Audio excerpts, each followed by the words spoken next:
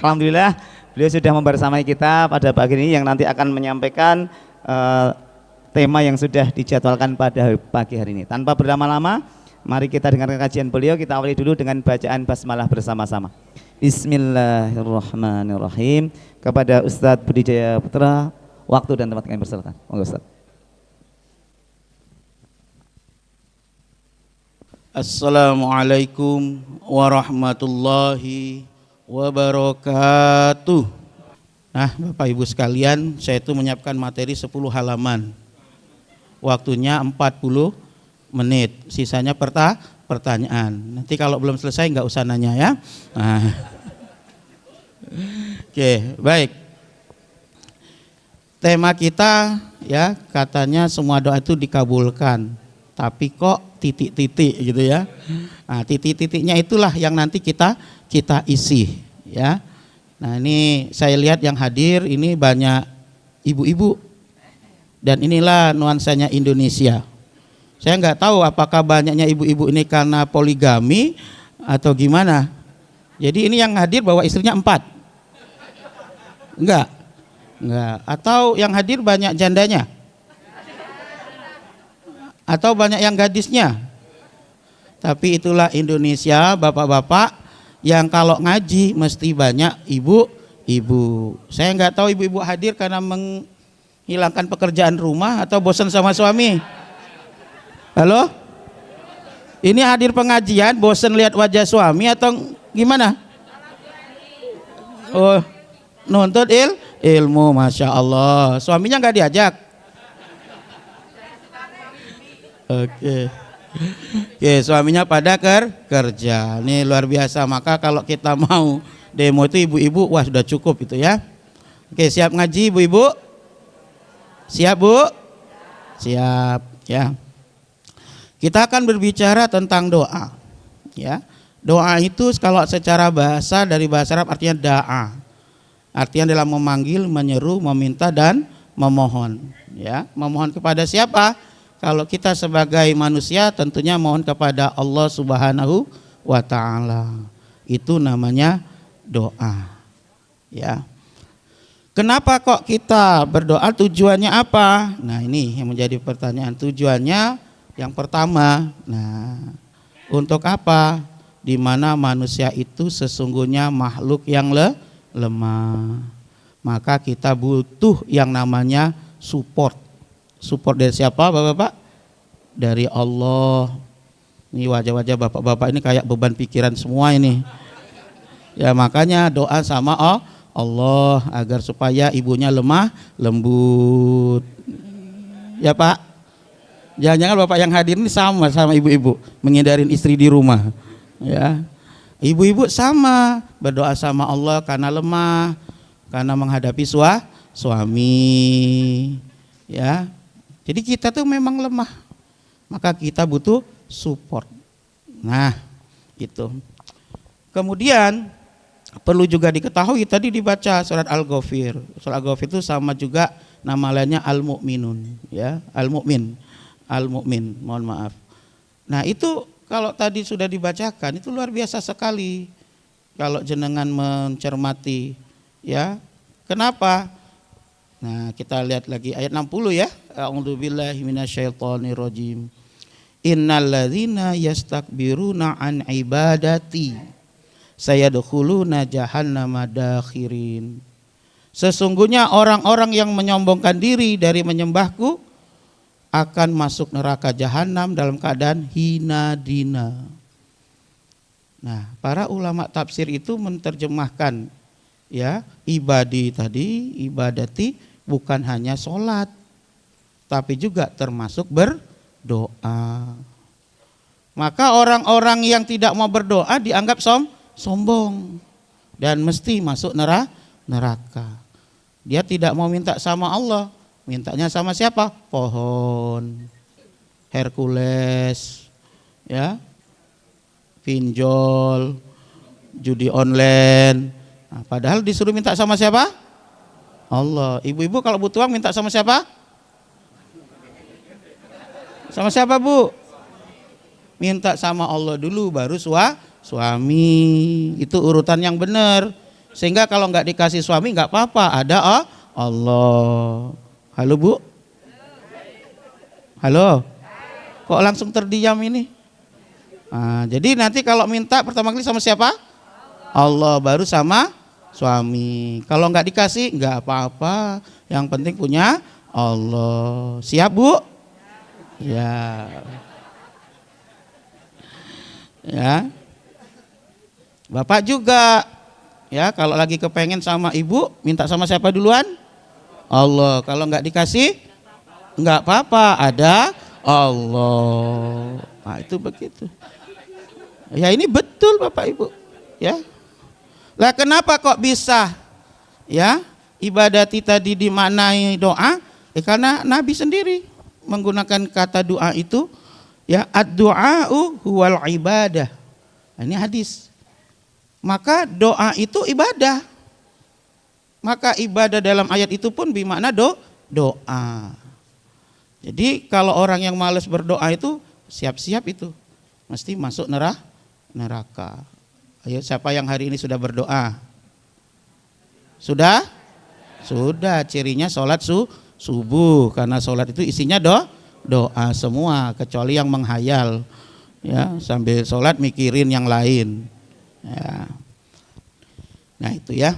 Jadi riwayat Tirmizi dikatakan ya ad-du'a itu ada apa? Ibadah. Nah tadi tema kita sekarang katanya doa itu dikabulkan, tapi kok masih di surat Al-Ghafir ayat 60 tadi. Qala rabbukum ud'uni astajib lakum. Langsung Allah yang berkata, ya, berdoalah kepadaku maka mesti aku ijabah, aku kabulkan. Wah, enak sekali toh Pak Bu, lapar langsung dikasih sarapan, ya, pengen duit langsung dikasih duit, ya, pengen apa lagi? Suami baru dapet, istri baru dapet. Ini khusus yang janda dan duda, ya. Nah, itu begitu, ya.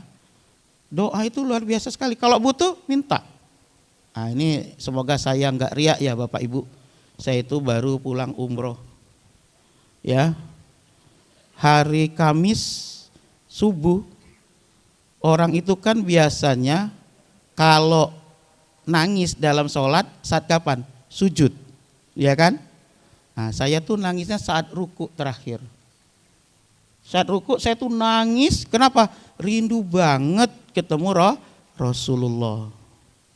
Karena sudah bulan September, ya kan? Nah, kok delalah saya belum diundang ke Mekah dan Madinah. Rindu banget. Karena target saya tuh umroh tuh tiap tahun. Wah, ini sudah bulan September. Kok enggak ada tanda-tanda diundang ke Mekah dan Madinah. Maka ketika ruku terakhir sholat subuh saya nangis sejadi-jadinya. Terucaplah dalam hati saya tuh, ya Allah, aku pengen ketemu Rasulmu. Nangis sampai salam.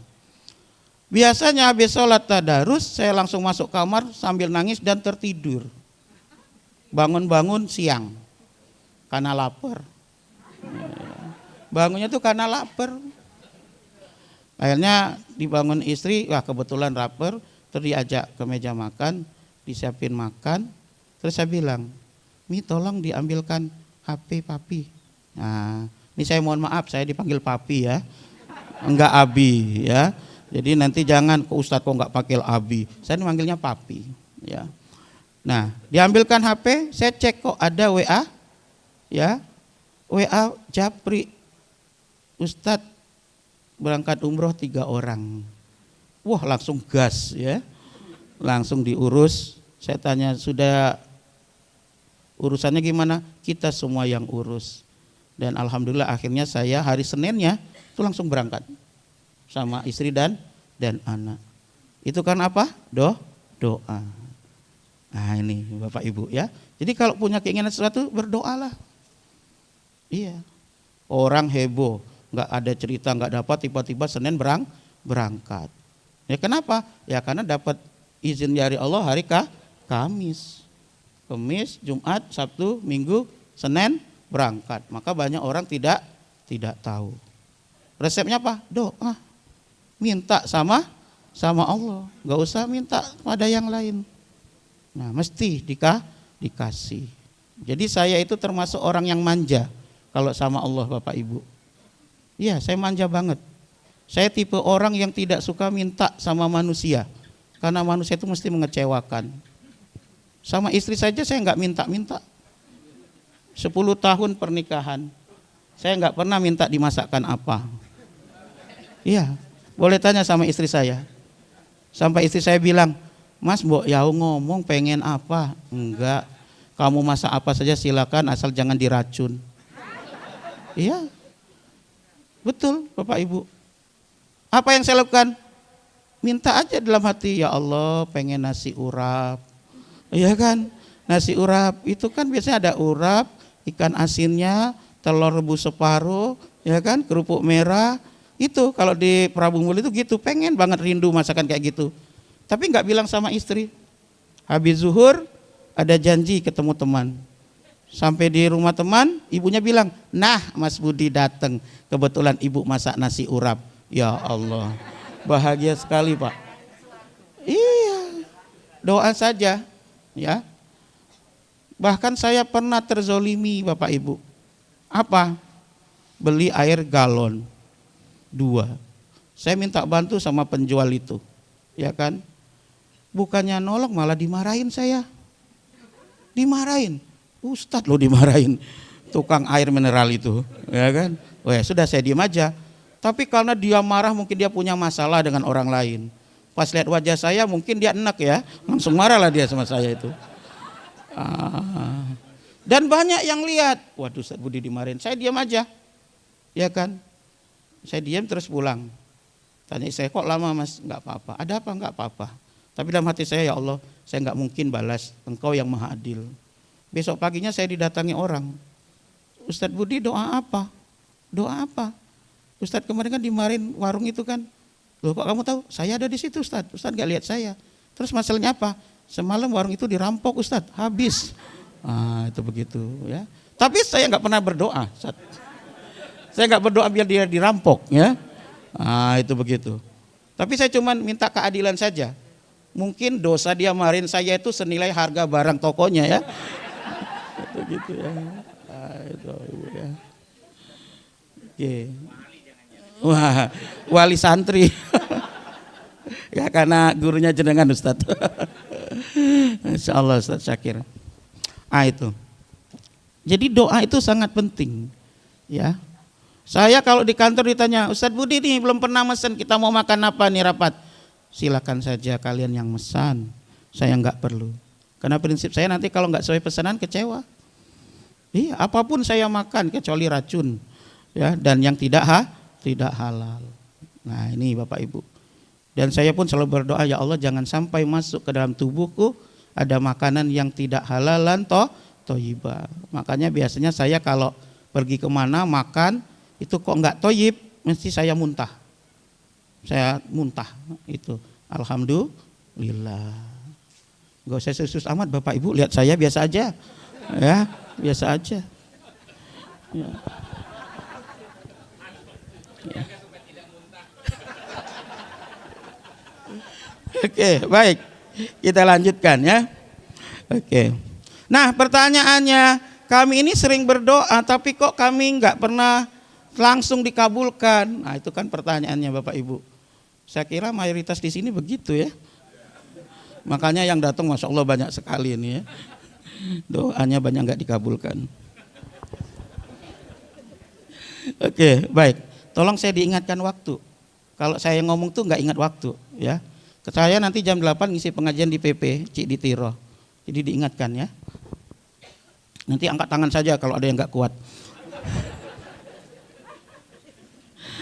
Kata Nabi ya, ma min muslim yad'u bi da'watin laisa fiha ismun wala qati'atun rahimin. Wala qati'atu rahimin. Tidaklah seorang muslim berdoa kepada Allah dengan doa yang tidak mengandung dosa dan tidak memutuskan silaturahmi kecuali Allah akan memberikan salah satu dari tiga. Nah, ini saya baca terjemahnya aja biar cepat. 1, segera dikabulkan. 2, disimpan untuk akhirat. 3, dijauhkan dari keburukan sebanding dengan doanya. Hadis riwayat Ahmad. Jadi udah terjawab. Ya. Kalau ada yang berdoa tapi tidak mengandung dosa, ya, kemudian tidak memutuskan silaturahmi, maka ada 3 berkaitan dengan doa itu. 1, langsung dikabulkan, seperti kisah nasi urap tadi, langsung dikabulkan. Ya. Yang kedua, disimpan untuk akhirat. Kenapa? Biar untuk apa? Untuk melindungi kita ketika kita banyak dosanya, sehingga menjadi syafaat. Oh, ini kamu pernah doain ini, simpananmu untuk di akhirat menjadi amal solehnya. Nah, yang ketiga, dijauhkan dari keburukan yang sebanding dengan doanya. Misalnya seharusnya dia itu kalau ditabrak mobil, patah kaki, patah tulang yang lainnya. Nah, ini tiba-tiba ada yang menyelamatkannya, ya, atau cuman kesenggol, atau tidak ditabrak sama sekali. Nah, maka Bapak Ibu sekalian, sudah jelas sekali manfaat doa itu. Kalau ingin kita tahu kenapa, syaratnya tadi 1, jangan mengandung dosa. Yang kedua, jangan apalagi memutus silaturahmi. Nah, ini ya. Jadi dosa itu menjadi penghalang juga, termasuk memutuskan silaturahmi. Di hadis yang lain, doa seorang hamba akan dikabulkan selama tidak mengandung dosa dan memutus silaturahmi. Dan yang ketiga, tidak tergesa-gesa. Artinya apa? Minta supaya segera. Nah, itu.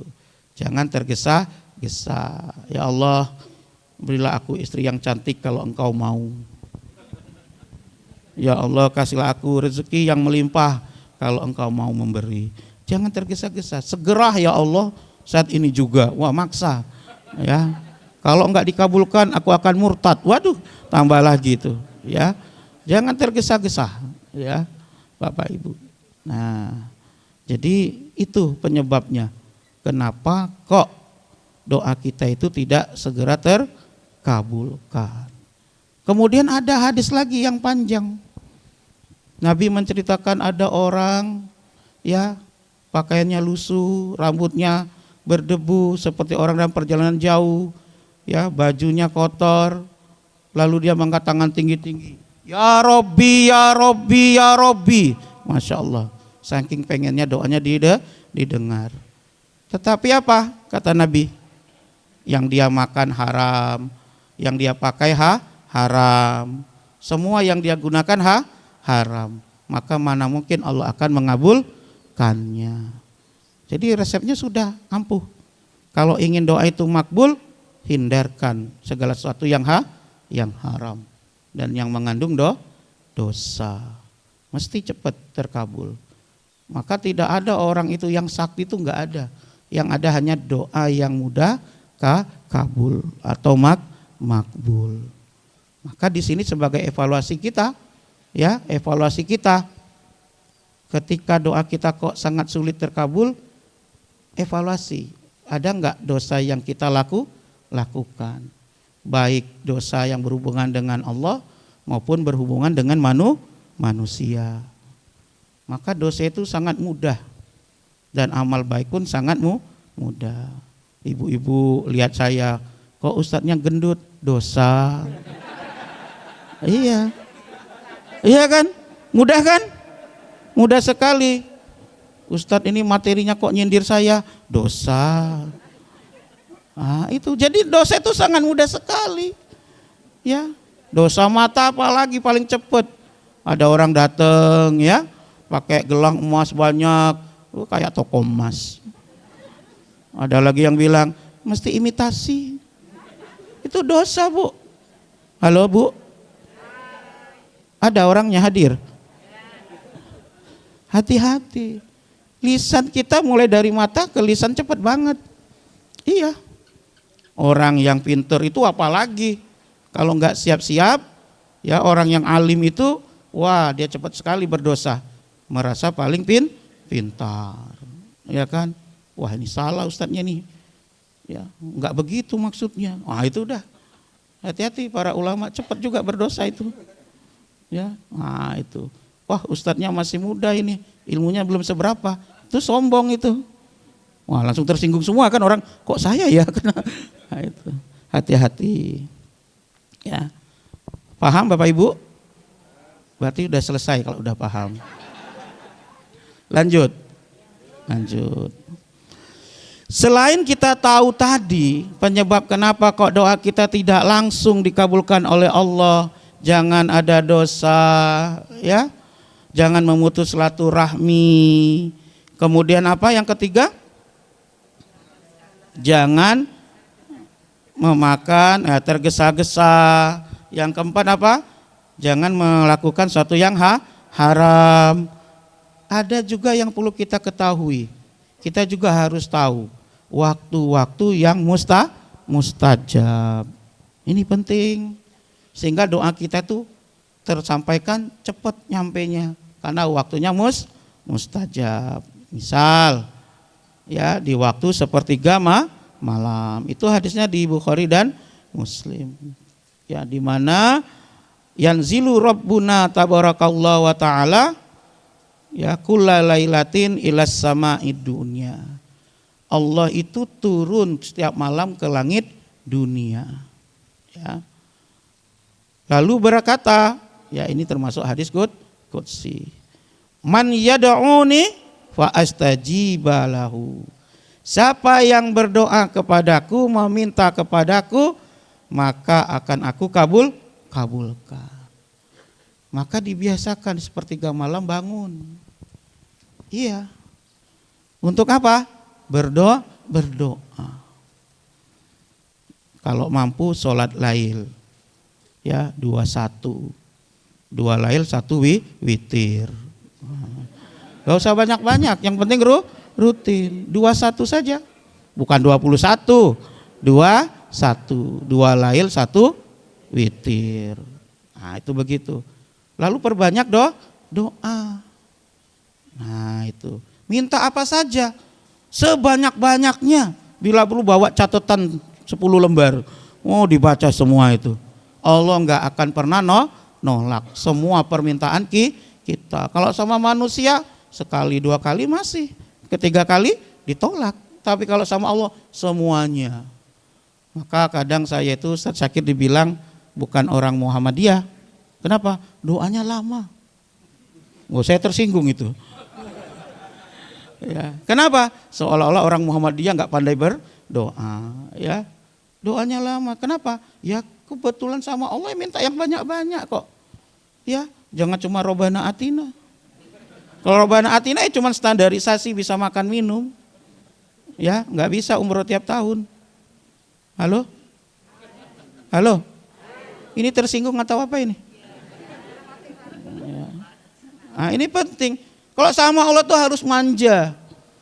Iya, kadang saya berdoa tuh sambil goyang-goyang. Saking lamanya kan pegel. Goyang-goyang. Manja, ya. Nah itu. Jadi sepertiga malam. Silakan. Ya. Saya ditanya, kenapa kok Ustadz bilang cuma 21, kok enggak 11, kok enggak banyak? Selain tahajud ibadah, kami juga harus tahajud ilmiah, menulis. Makanya saya itu senang nulis Bapak Ibu. Ya. Ya kapan nulisnya? Ya malam hari. Saat istri dan anak tertidur.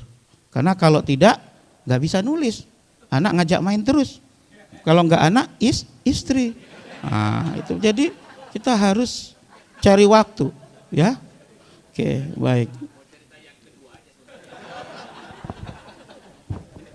Aduh. Baik, kita lanjutkan Bapak Ibu, ya.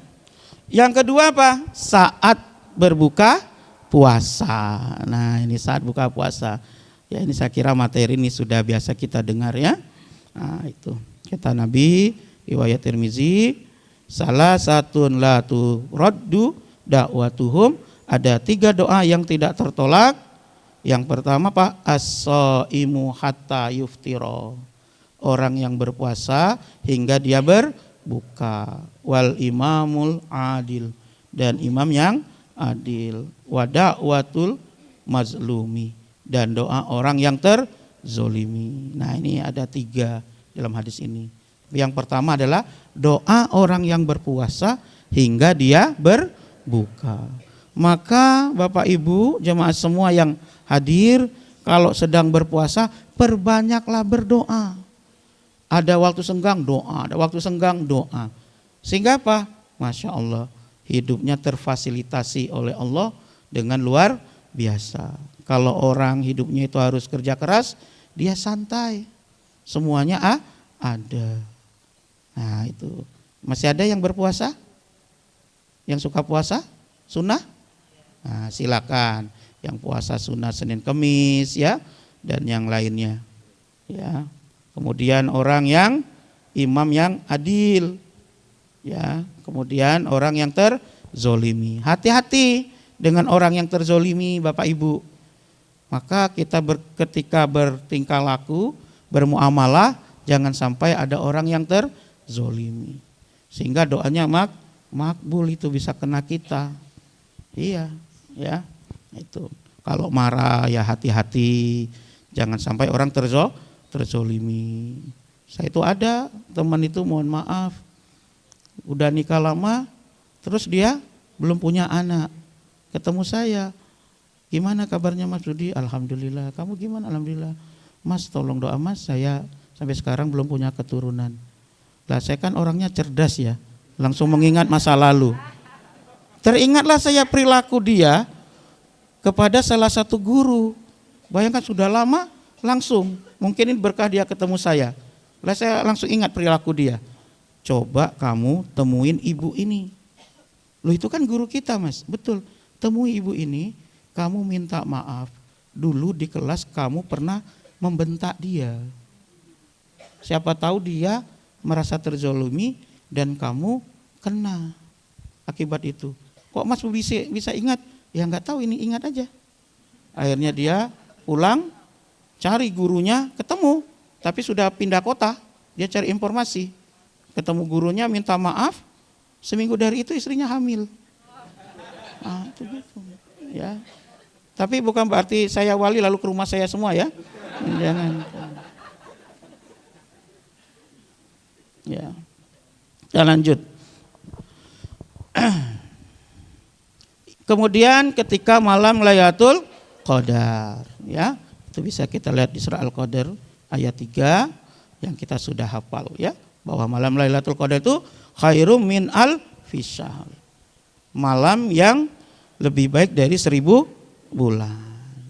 Nah, disinilah Ummul Mukminin itu ya menceritakan ya bahwa dia bertanya kepada Rasulullah, menurut engkau ya Rasul, apa yang sebaiknya aku ucapkan jika menemukan malam Lailatul Qadar? Maka Nabi bilang apa? Baca apa? Kita semua sudah hafal.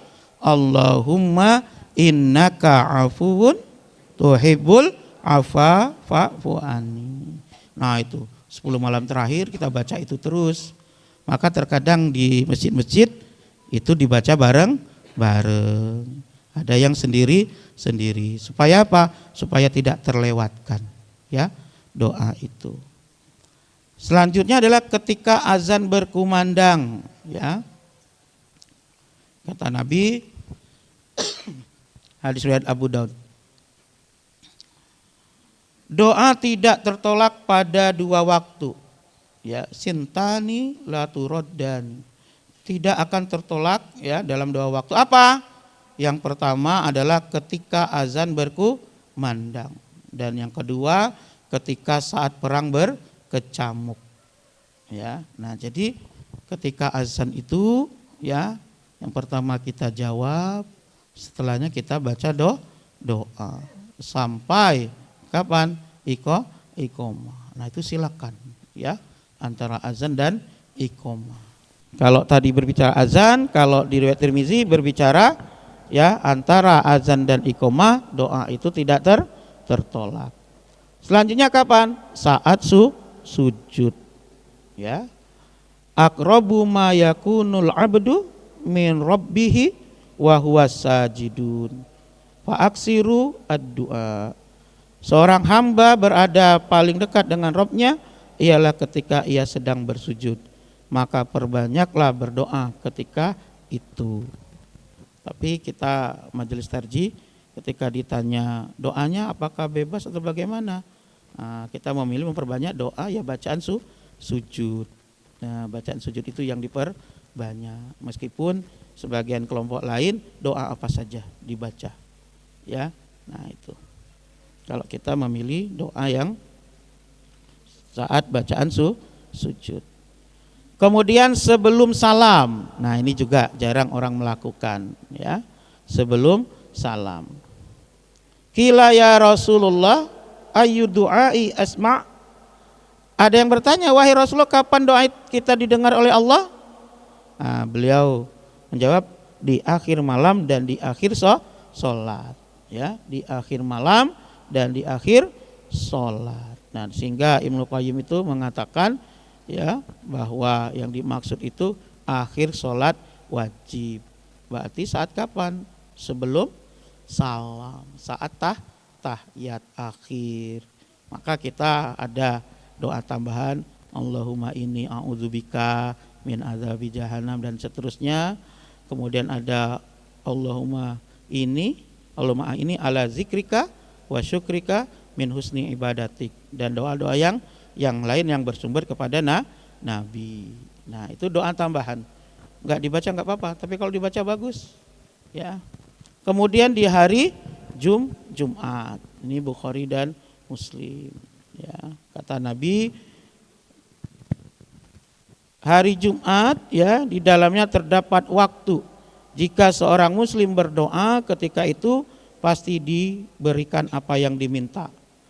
Ya, nah, di sini terjadi perbedaan pendapat yang banyak.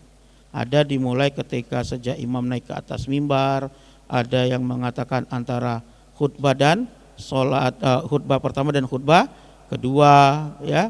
Ada yang mengatakan waktu asar di sore hari, ya. Silakan dilakukan semua saja, ya, nggak usah pilih-pilih, ya.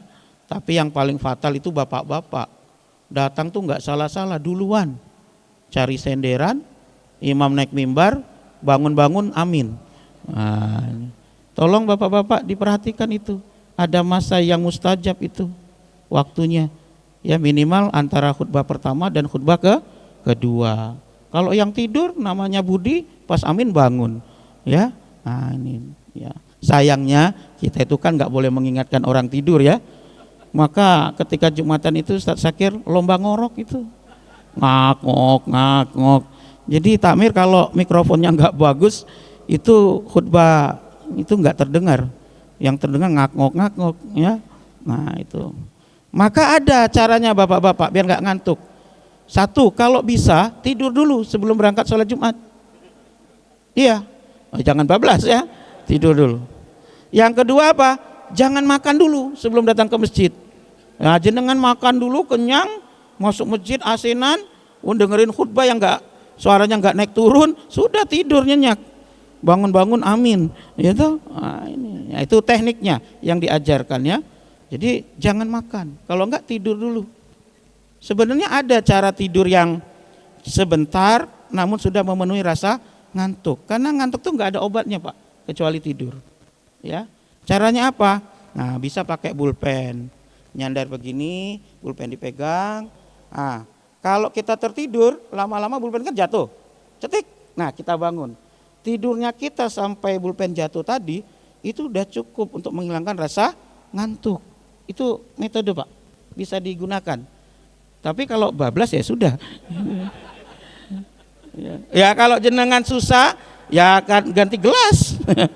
Jadi bunyinya kenceng. Ya. Ya. Ya seperti saya nih kan tidur malamnya sedikit, Pak. Saya jam 1 itu sudah bangun, Pak. Jam 1 malam saya sudah bangun. Ya kadang jam 3 itu udah maksimal. Kadang jam 2 udah bangun. Semalam jam 1 saya udah bangun. Nah, itu begitu. Itu kalau saya nggak siap-siap ngantuk, Pak. Habis dari sini saya harus ke PPC di Tiro. Dari PP Citiro saya harus ke Aula IC, acara tarji sampai 5:30 Pak. Kalau nggak siap-siap, wassalam. Ngantuk Pak. Tapi ya karena saya orang cerdas, ngantuk pun paham lah ya. Gitu. Ya. Betul Pak. Jenengan bisa tanya dengan Ustazah Evi ya. Jadi kemarin kami itu mereview tafsir Muhammadiyah. Saking capeknya saya tidur. Selesai acara ditanya oleh Ustazah Evi, Ustadz Bun ini keren sekali ya. Tadi itu ngantuk berat sampai tertidur. Tapi ngomeni 3 tulisan tafsir kok mendalam sekali. Apa resepnya? Ya itu tadi cerdas. Tolong ibu jangan nawarin istrinya untuk jadi istri saya, anak-anaknya ya. Karena sudah banyak yang nawarkan gadis untuk istri kedua.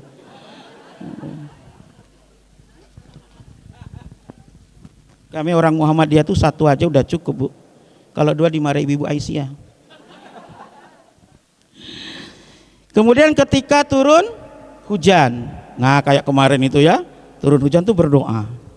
Ya, Ustadz kalau hujannya sampai malam, ya nggak usah sampai malam doanya ya. Nah itu silakan ya. Dikatakan di riwayat Hakim ya. Doa tidak akan tertolak dalam 2 waktu ya. Ad-du'a'u indan nida, ketika azan berkumandang, wa tahtal mator, dan ketika hujan turun. Jadi Bu, kalau hujan itu jangan marah. Loh ndak ada hujan toh, jemuran belum kering. Wah itu bukan doa itu ya, hujannya malah tambah itu ya. Nah bapak-bapak juga, wah hujan sendirian di rumah ya. Susah menyerapnya ya Pak ya. Oke. Kemudian apalagi? Nah ini Bapak Ibu yang jarang kita ketahui ya, yang jarang kita ketahui. Ternyata hadisnya ada ya. Ini riwayatnya Sikoh di kitab Targhib. Dikatakan Nabi SAW berdoa di Masjid Al-Fat 3 kali, di hari Senin, Selasa dan Rabu. Pada hari Rabu Nabi itu apa?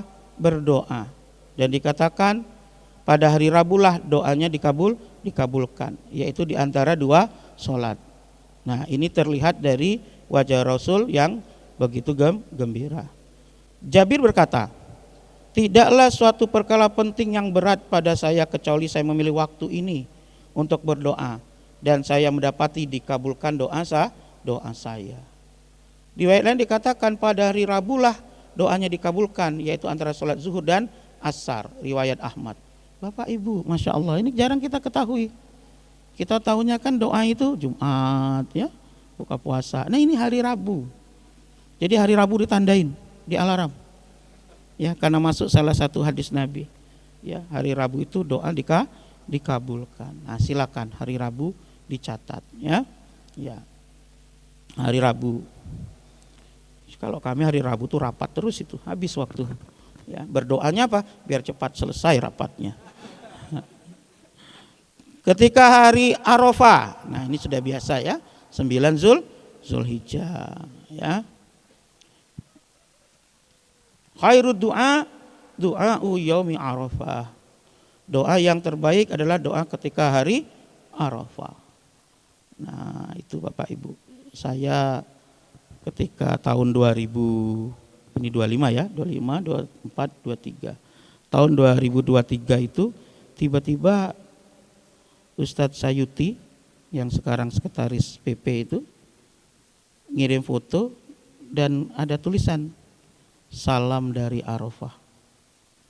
Nah itu mau minta doa apa? Gak pernah seumur hidup ada orang di Arafah WA saya, tapi beliau WA saya. Nah terus saya bilang, terima kasih Ustadz, semoga haji jenengan mabrur, dan tolong doakan saya dan keluarga bisa ke sana dengan cepat. Nah itu begitu. Dan betul ya, setelah lebaran haji berapa bulan berikutnya saya berangkat. Makanya kalau orang-orang haji kan kita suka nitip doa kan, nah, supaya didoakan ya di tempat-tempat yang makbul. Nah jadi Bapak Ibu nggak apa-apa Ya, minta doa kepada orang itu penting. Saya sering mempraktekkan bahasa saya beli doa. Nah itu, beli apa? Beli doa. Caranya gimana? Karena doa itu kan nggak ada yang jual, walaupun sekarang sudah ada orang yang layanan doa ya. Itu keliling ada tulisannya itu, menerima jasa mendoakan gitu ya. Apa caranya? Saya memberi sedekah, ya, sedekah ke anak-anak, sedekah kepada orang-orang miskin yang itu memang dia suka mendoakan orang. Termasuk mohon maaf Bapak Ibu, salah satunya bencong. Tahu bencong? Di Jogja ini kan ada kawasan tertentu yang masih ada pengamen yang bencong itu ya. Saya pernah ditanya oleh istri saya, Mas ini kalau ngasih sedekah di jalan dengan orang 2.000, 1.000, tapi kalau lewat sini dengan bencong-bencong itu mesti 5.000, 5.000. Ya. Kenapa Mas? Nah, ini biar tidak terjadi fitnah seperti tadi ya. Dikira teman saya lagi kan.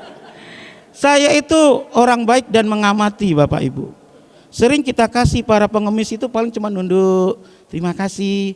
Tapi kalau ngasih bencong itu Masya Allah, didoakan kita Pak. Nah kita kasih 5.000, makasih ya Mas, semoga perjalanannya lancar, sehat selalu. Malah dia ini Masnya ganteng, Masya Allah Bapak Ibu. Doa bukan itu? Doa kita cuman amin, amin. Kenapa? Saya tidak pernah tahu doa siapa yang akan kabul Bapak Ibu. Ya, besok kalau ketemu bencong jangan tutup pakai helm ya. Kasih dia. Dan itu pengalaman saya lama di Jogja, saya perhatikan itu. Mau dimanapun saya ngasih, paling makasih, makasih. Tapi kalau bencong ketemu dimanapun, mesti didoakan kita. Ini bukan melestarikan bencong ya, bukan. Artinya apa? Doa itu dari siapapun. Dari siapapun. Bukan berarti waduh ustaznya melestarikan itu, bukan. Ya, bukan begitu. Doa itu. Apalagi anak kecil. Saya senang banget ngasih anak kecil. Kenapa? Anak kecil itu belum berdosa Bapak Ibu. Maka kalau jenengan ke Mekah ke Madinah, anak kecil itu enak. Dikasih orang terus. Anak saya itu usia 11 bulan saya ajak umroh. Baru di bandara dikasih uang. Sampai di Madinah dikasih makanan, kasih uang. Senang kan saya? Usia 21 bulan saya ajak lagi ke sana. Ya dikasih lagi oleh orang itu. Ya, kemarin ya, bulan September akhir saya ajak. Sama, kenapa? Karena anak kecil itu kan belum ada dosa. Ya kan? Dia bilang makasih Pak Budi, semoga berkah itu. Masya Allah. Makanya Bu, kalau ketemu anak kecil jangan dimarahin. Pergi sana, pergi sana. Jangan. Wah, ngotori. Wah, itu jangan Bu. Kasih, beli apa? Kasih. Yang takmir juga begitu. Jangan dibentak-bentak. Malah dikasih. Saya itu Pak, dulu itu kalau ke masjid itu bawa uang 1.000 atau 2.000. Habis sholat kalau ada anak-anak yang sholat, saya kasih 2.000, 1.000, 2.000, 1.000. Setiap kali saya ke masjid kalau ada anak-anak. Akhirnya diprotes saya oleh warga itu. Ustadz, nanti kalau kayak gitu anak-anak ke masjid enggak ikhlas. Ustadz jangan kayak gitu. Kami kadang dibandingkan dengan Ustadz. Oh Bapak Ibu ini pelit. Ustadz Budi itu suka ngasih loh. Kayak gitu. Akhirnya apa? Enggak lagi. Dan dikasih terus maka mereka khawatir. Iya kan? Iya, bahkan di rumah saya itu sedia permen dan minuman. Jadi anak-anak lewat tuh kadang mondar-mandir nengok ke teras saya. Kayak gitu. Iya, dan itu biasa. Nanti kalau tahu saya ada di teras, Assalamualaikum Pak Budi, Waalaikumsalam. Sini. Mereka cuma salam aja saya kasih permen. Tapi kan karena tangan mereka kecil masuk semua kan. Gitu. Bayangkan tuh, modal permen loh Bu, bisa masuk surga loh. Permen kan murah kan? Murah. Ya. Nah itu. Kemudian ketika minum air Zam-Zam ya. Nah, silakan Bapak Ibu, masih ada waktu? Masih ya. Kita terus aja biar enggak ada yang nanya ya. Kemudian tempat-tempatnya juga, tempat-tempat yang mustajab. Nah, kebetulan kalau tempat-tempat mustajab ini yang paling banyak itu di Mekah dan di Madinah, di Masjidil Haram ya, di riwayat Ibnu Majah itu, Masjid Nabawi ya. Kemudian juga di Arafah saat wukuf ya, saat itikaf kalau kita di masjid ya. Kemudian tempat-tempat yang bersih ya, termasuk tempat-tempat menuntut ilmu. Nah, kemudian adab berdoa. Yang pertama, nah ini yang sering kita ya tidak perhatikan. Apa? Diawali doa itu dengan bacaan tahmid ya dan sholawat. Ini ditegur orang oleh Nabi. Orang ini buru-buru. Kata Nabi di riwayat Abu Daud dan Nasai dikatakan, apabila seorang di antara kalian hendak berdoa, maka mulailah dengan memuji Allah, kemudian bersolawatlah kepada Nabi. Nah itu kalau mau berdoa. Nah, yang kedua apa? Menyebut asma Allah ya. Nah, sesuai dengan apa? Sesuai dengan keinginannya. Ya minta rezeki, ya rozak dan seterusnya. Kemudian jangan lupa menghadirkan hati ya. Nah ini sehingga doa itu jadi khusyuk. Kemudian mengulang-ulang doa, ini di hadis-hadis semua Bapak Ibu ya. Nah jadi seperti itu. Jadi kalau kita ingin doa kita cepat makbul, nah diingat-ingat yang tadi. Jangan ingat bencongnya ya, ingat-ingat yang tadi itu ya, urutan-urutannya. Saya kira begitu. Kalau tidak ada pertanyaan bagus sekali ya. Kalau ada silakan semampu saya. Nanti kalau saya nggak mampu ada Ustadz Syakir ya. Saya akhiri dulu. Assalamualaikum warahmatullahi wabarakatuh.